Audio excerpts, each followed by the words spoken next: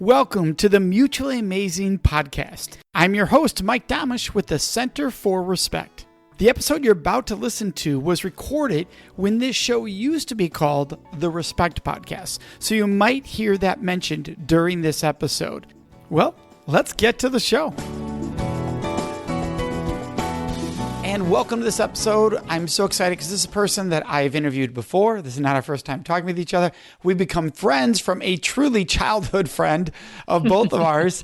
So let's get right in. This is Dr. Alexandra Solomon, a clinical assistant professor in the Department of Psychology at Northwestern University outside Chicago, Evanston, technically.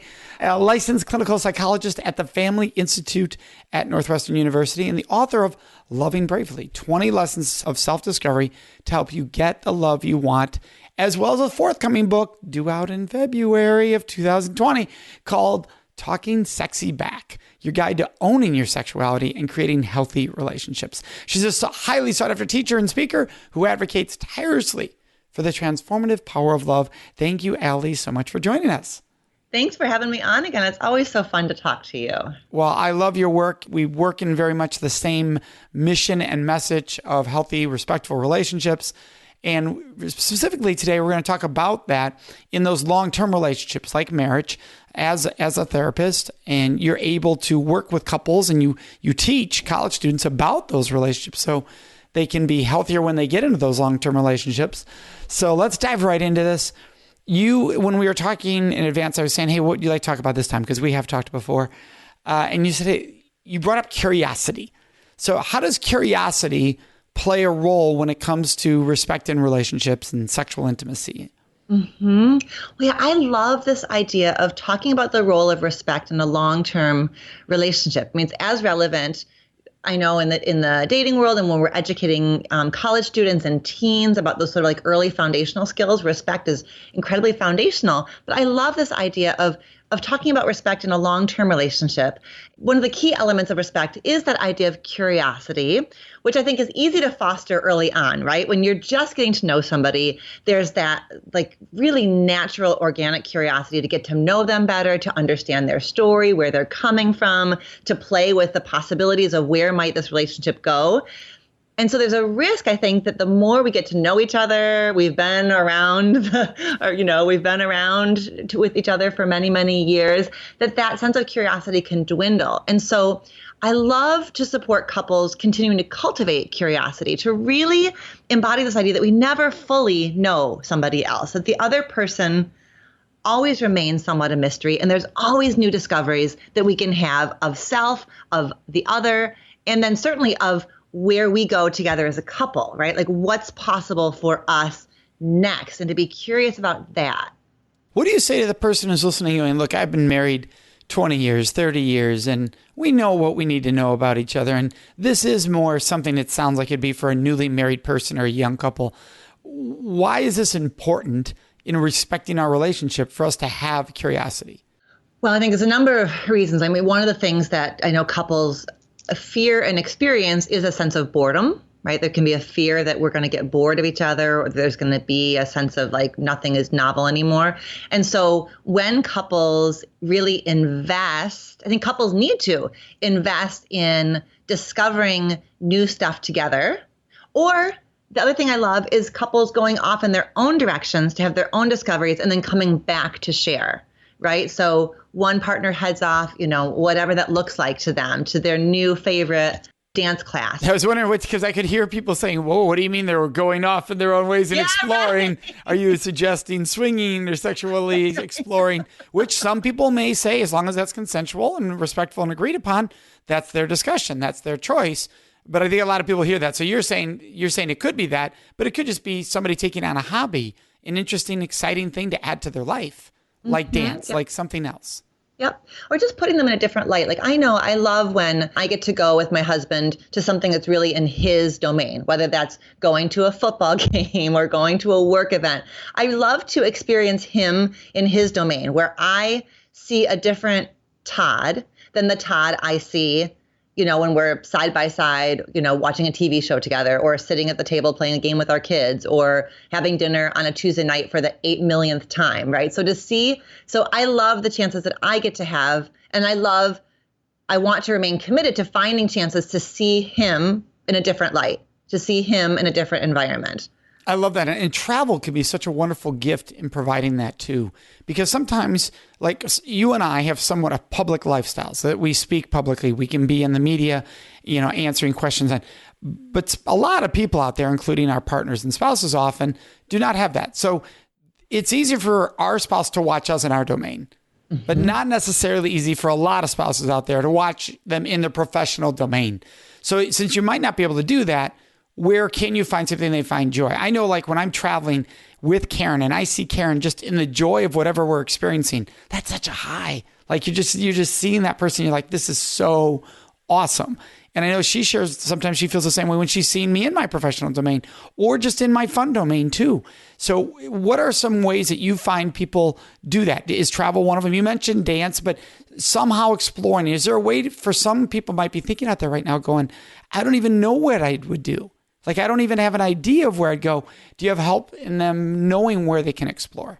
Right. So we're talking about two things, and I think we're kind of like merging them together. Like one is the idea that that one of the ways curiosity shows up is that each partner remains committed to their own individual development, however that looks, whatever, sort of going away from the relationship to a hobby, to a class, to whatever, and then coming back and reporting in.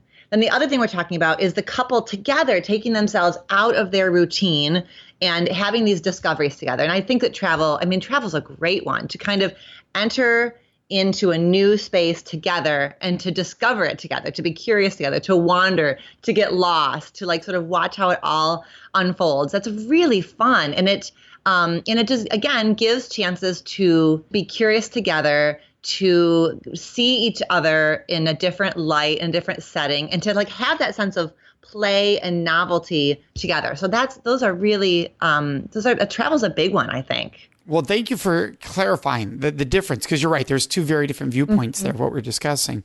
What about the person who's listening going, I have those interests. I want to travel. I want to explore. My partner does not want to do that. So if I'm going to travel, it's going to be with friends. It's going to be with us. But I'm going to come back to a partner who will not have done anything while I'm gone, potentially. So one of us is only on this. How do I help them to engage? Or do I need to understand I'm going to be on this myself and they're going to be in their own thing? I'm going to have to find a way to make this exciting, even though they're not taking the journey. Right.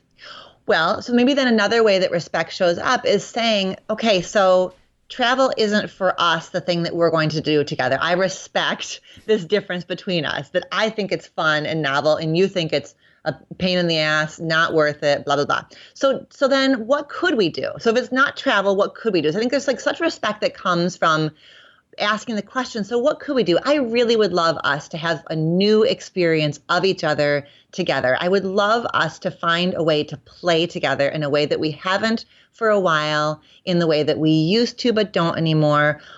If it's not travel, then what? What is possible? Like there's so much respect in just like seeing and remembering that our partner is a separate locus of consciousness, right? They're separate from us. So for us, it may be traveling to a new place together, but for them, if it's not, okay, then what? Then what could we share together? Well, I love the word play, right? The word of being playful with each other.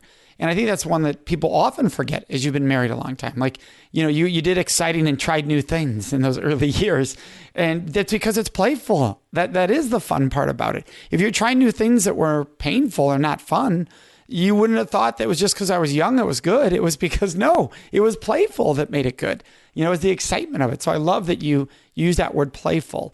And why is the key to that have to do with respect? Like, and what role does this journey of exploration, learning, and curiosity, how does it tie into respect?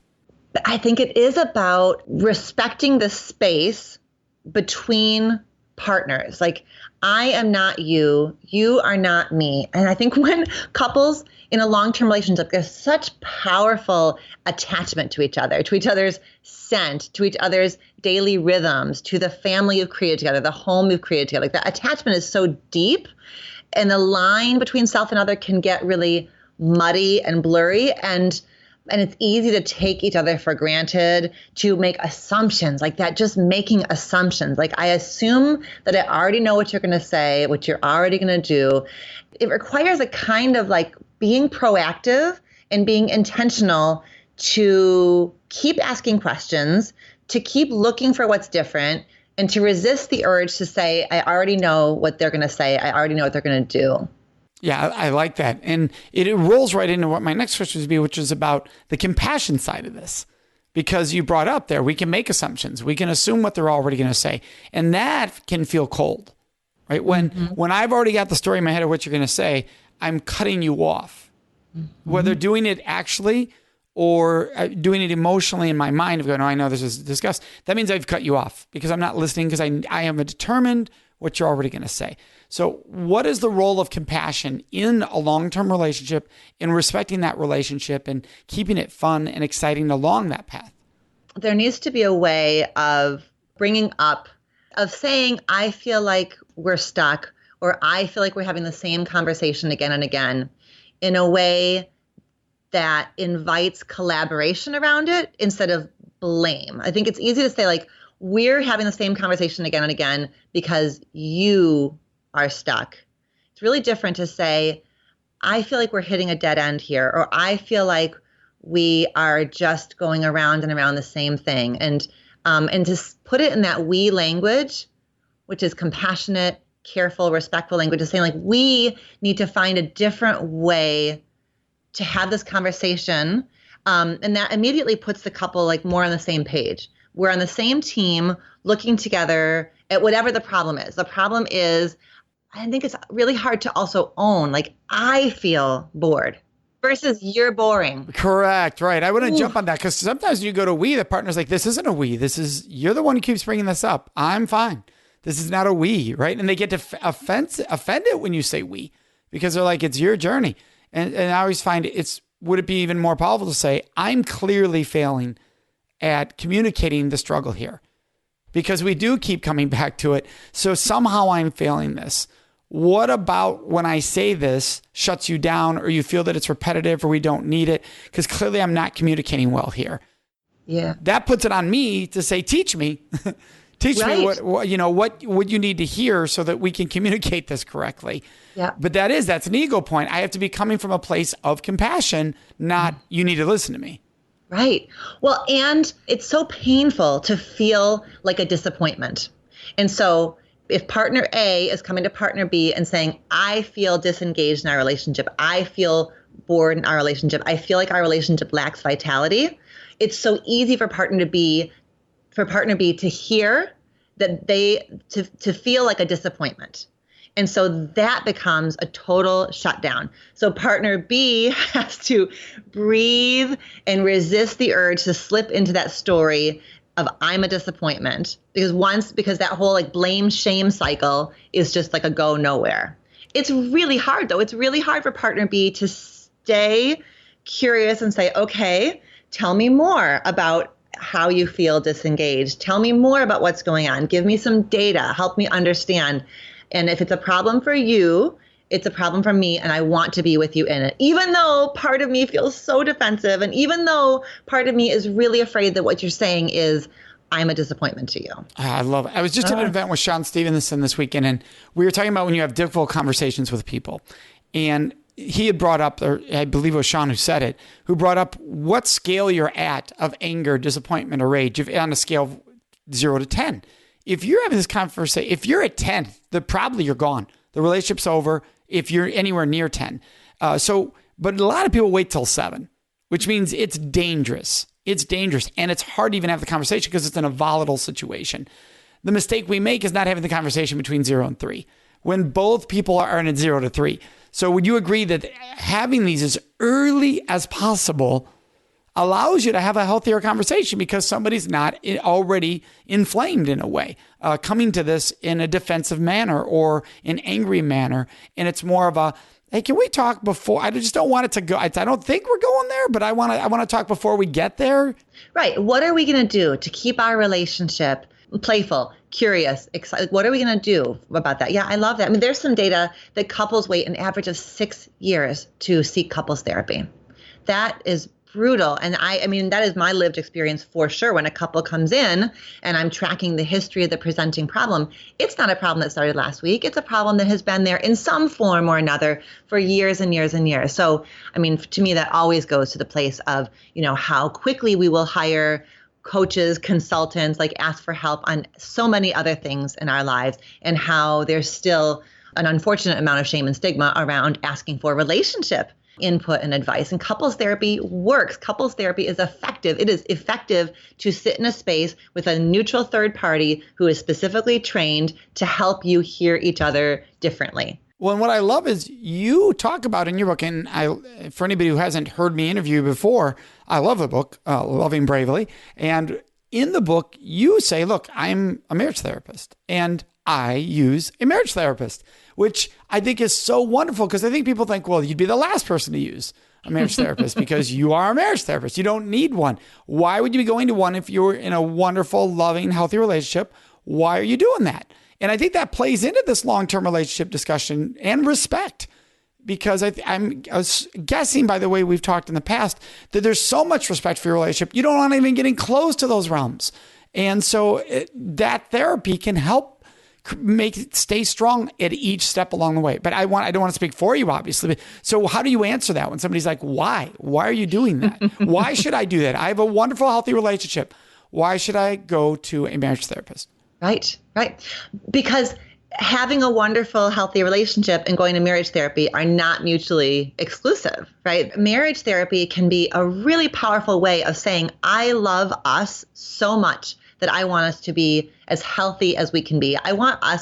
Sometimes for families that are in those active years of raising kids and managing careers and managing extended family, that hour a week is some sacred time to really bring intention to their relationship, to have conversations that are hard and that will go by the wayside. If you're in a house with kids will always take up all the oxygen. Like, that's the nature of being a kid. That's their job, is to take up all the oxygen in the room. And careers are more demanding than ever. And having these little, devices in our homes, our work can always be intruding on that couple space. And so there's something just even at the level of symbolic of saying we love us so much that we take, Thursday at 5 p.m. and we go sit with somebody who helps us listen to each other better and differently, and who helps us deal with the baggage. The bottom line is we play out in our marriages all of our stuff from childhood, all the ways in which the world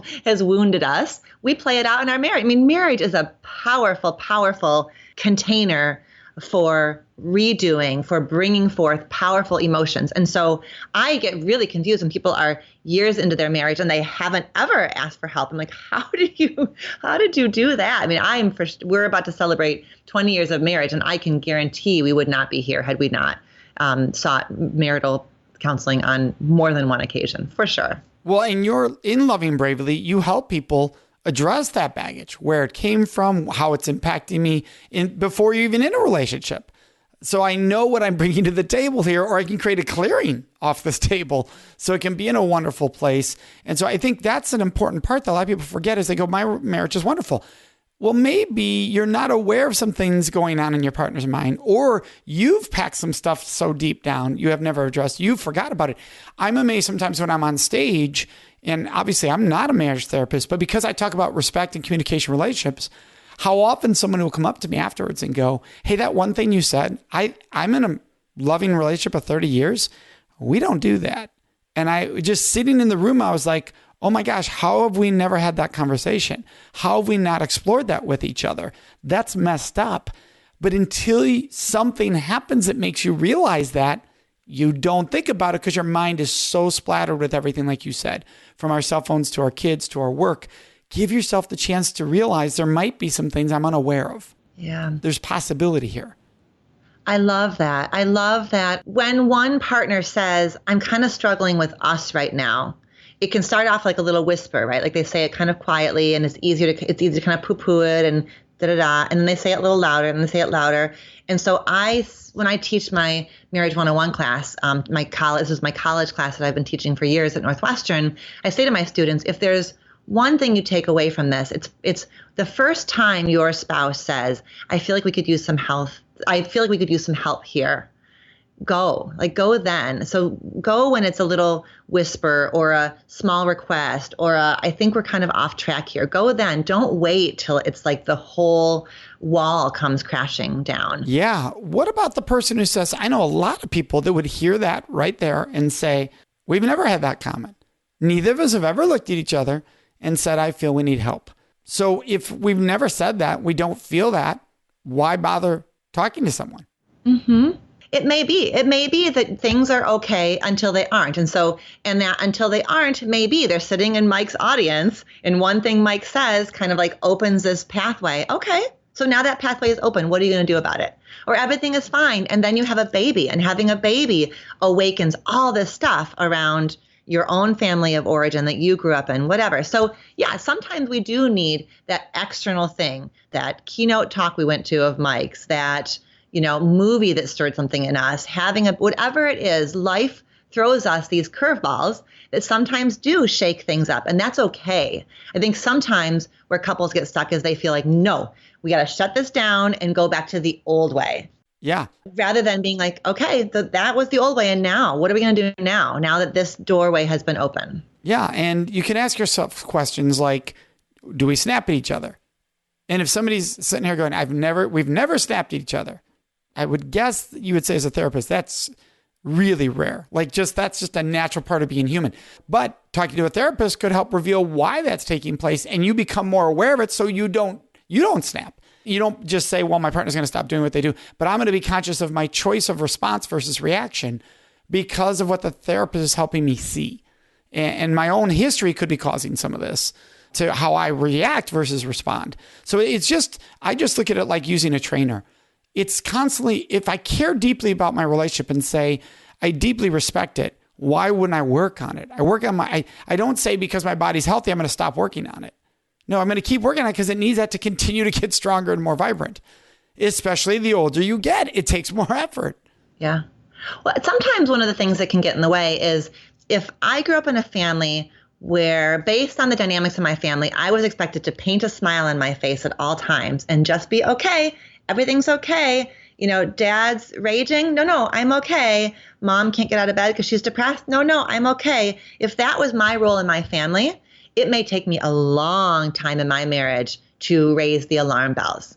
So sometimes it's like the who we were in our families, the roles we had to play, the roles that our families needed us to play when we were growing up. Sometimes that can make it, we can be like drowning before it feels like it's okay to ask for help. And so some of us, we just have different thresholds. And so sometimes it can be a blessing. If your partner has a lower threshold and they're like, honey, you're snapping and I don't like it. But in your mind, this is nothing because because compared to the family you grew up in, this is nothing. But your partner is a different threshold. And so, okay, honor that and go with that. And then there's so much richness that can come from looking at, holy crap, I did grow up in a family where I was expected to paint a smile on my face. And what was the cost of that? And how does that affect me at work, in friendships? And what else is possible for me if I decide to question that and heal that and take a look at that? Yeah, I've had people come up to me after the show in their 50s and say, today was the first time I realized I have the right to say yes or no without guilt. And you think, wow, 30 years of marriage. And it wasn't necessarily the way their partner treated them. It could have been historical before they even met their partner. They created that. They created that storyline for their life. But you're like, wow. And I think that's the important thing to ask. We don't know what we don't know, right? We know the things we don't know, but that's a tiny percentage of the things we don't know. So why not explore? I love that. Where did you first learn the importance of respect in your own life? Oh my gosh. I love that question. I know a really big turning point for me was starting to look at gender dynamics in college. Like taking a women's studies class was for me like putting on a pair of glasses and seeing the world in a really different way. Thinking about patterns, thinking about race and gender and socioeconomic status and sort of how relationships work. Like that was really what sparked my fascination with how relationships work, how power works, the roles we play and that we get cast into oftentimes against our will. So I would say that was really like an awareness for me. And all my like spiritual curiosity, like all of the different spiritual courses and groups and podcasts I listen to, that has taken me into a realm of thinking about just what it means to really see another person in all of their fullness, like to really honor the full 3D otherness of people, which is the heart of respect. Yes, right. To be able to acknowledge them as their being, not as my being, right? I don't view them through who I am. I view them through who they are.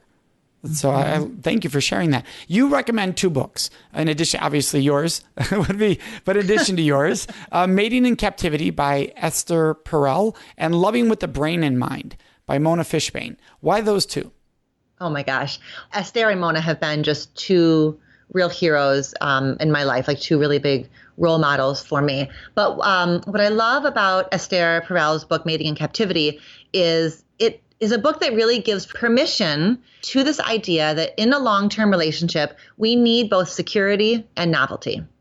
That we need both of those energies, the energy of security, like I know you have my back, I can trust you, I can rely on you, and we need the energy of novelty. And in fact, sexual connection and erotic connection are born of that place, that sense of like playfulness, not knowing, and mystery. So I think that book just does such a nice job making space for looking at like this weird paradox where I need you to be totally reliable and I need to sometimes feel on my toes and not quite comfortable with you. So I love that book. And then Mona Fishbane's book, Loving with the Brain in Mind, is just a really smart book about how relationships work. It's just a really solid handbook on how to love and be loved. Very cool. And if someone's listening going, I would love to explore these possibilities with my partner, I'm afraid it's going to hurt him or her. I'm afraid it's going to hurt them for me to ask us to seek support through talking with someone. How do I bridge the conversation without hurting them? Yep. I think that can be one of the things that keeps people quiet is that fear of hurting each other. And so one thing is just to name that. Honey, I have something I want to talk to you about. I'm so afraid of hurting your feelings. And this isn't a you thing. It's an us thing. I love us. I value us. I want everything possible for us. So I think starting the conversation in that way.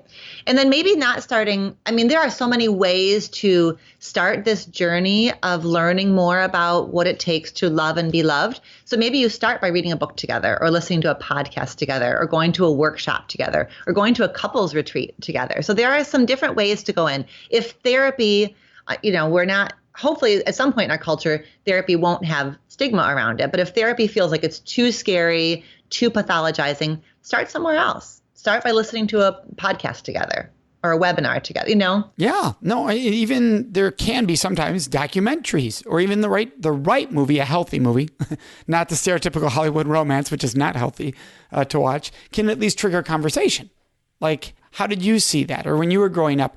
I know that when Karen and I have done trips or experiences, whether it's with a friend running a weekend where we get to see them speak, or it's a self-development, there's such a different energy level between the 2 of us at the event, like at the end of the day, because you've been exploring. Even if you're wiped out emotionally or because your brain's been thinking so much, there's a connecting going on though, because you're both going through that together, even though there's separate journeys. Even though you're at the same event, you're having separate journeys because my storyline is different than her storyline.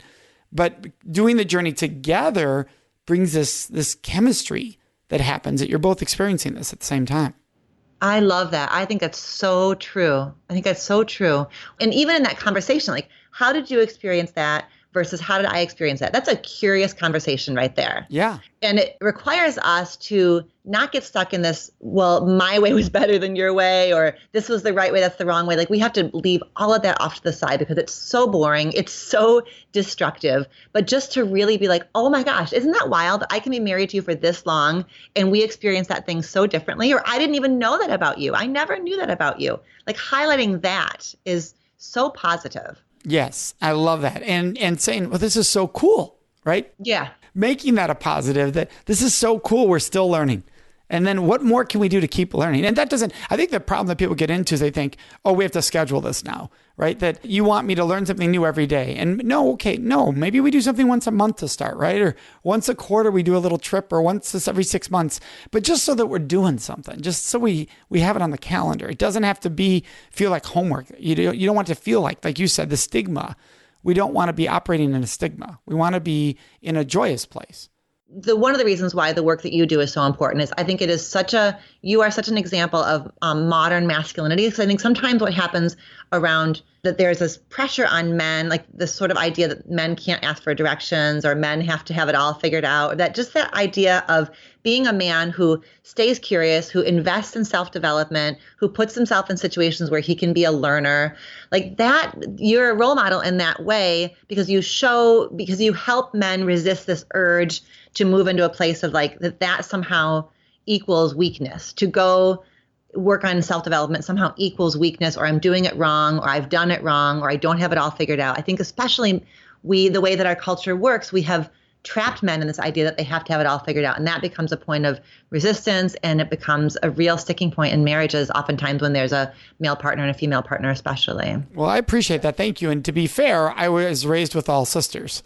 Right? Mom, dad, and sisters. And so I learned, who I am is a combination of them, right? I'm the youngest. So I grew up in a home where I was a combination of them, which I'm grateful for. Absolutely. And that's been true throughout my life. Very strong, influential, wonderful, positive women in my life. And that's something to be grateful for. So I want to thank you so much for joining us and sharing your brilliance today. As always, you're just fantastic in what you share with us and the great insights and the language you gave us to explore.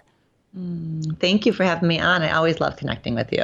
Well, thanks. And for everyone listening, we'd love to hear your questions, your thoughts, and your ideas. And the best place to leave those with us is on our Facebook page at facebook.com/Mutually Amazing Podcast. Of course, you can always contact us on our website at mutuallyamazingpodcast.com. Remember to subscribe to this show so you automatically get it every week. And if you could, take one moment to leave a review. That really helps other people find the show, which we are greatly appreciative of. So thank you so much for joining us. May you make today and every day a life full of mutually amazing relationships.